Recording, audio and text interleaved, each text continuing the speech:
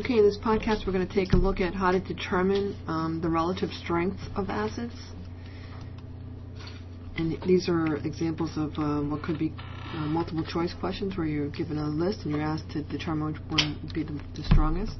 So there's basically three factors. The first is the polarity of the HX bond. So if I'm thinking about, let me get my pen working.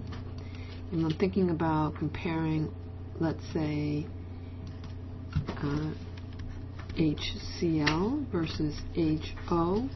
The one with the more polar bond is going to be the stronger. So this is a good way to compare things going across a period. Okay? When you're in a period on the periodic table, you want to look at the strength of the bond. So here I have, let's say, HF, HCl, HBr, and the major fact here is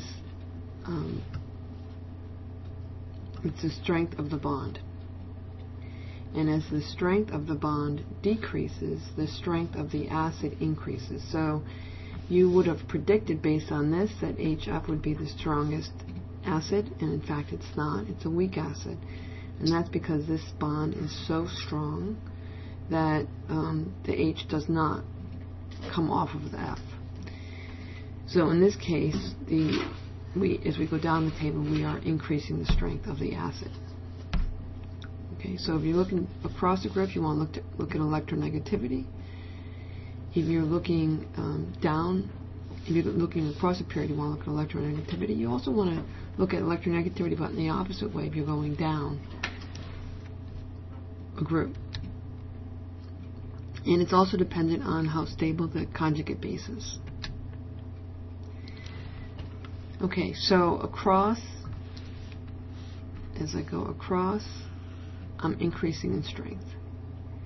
As I go down group, I'm increasing in strength. Okay. Acidity increases from left to right, across a row, and from top to bottom down a group. Okay, I also have oxyacids, which means they have an oxygen on them. And what I have here is an OH attached to some other atom. It could be a chlorine or an iodine. In these cases, I have a chlorine and an iodine. And in this case, whatever the O and H are attached to, I'm calling it here Y, which in this case would be Cl, in this case it would be the iodine. Whichever is more electronegative is the more acidic. So the higher the electronegativity of that atom here that's attached to the O and the H, the more acidic. Okay? The more acidic, the more electronegative. The last factor affecting oxyacids is the number of oxygen atoms. In general, the rule is if I increase the number of O's, I'm going to increase the acidity or the pH, or lower the pH, but make it more acidic. Okay, so the more oxygens, the more acidic. So let's take a look at a few. So I have HBr and I have HF. So if I'm going, this is within a group. So HF, HCl, HBr, and we know F is weak, but we also know that as we're going down, the strength of the bond, the electronegativity goes down. The HBr is more willing to give up the acid, or the H+, so it's going to be HBr. If I look at pH 3 versus H2S, here I am going across. I have P and then S. The S is going to be, I'm going across the periodic table, the S is going to be more electronegative, and it's further to the right, so it's going to be H2S. I have HNO2 versus HNO3, same compounds.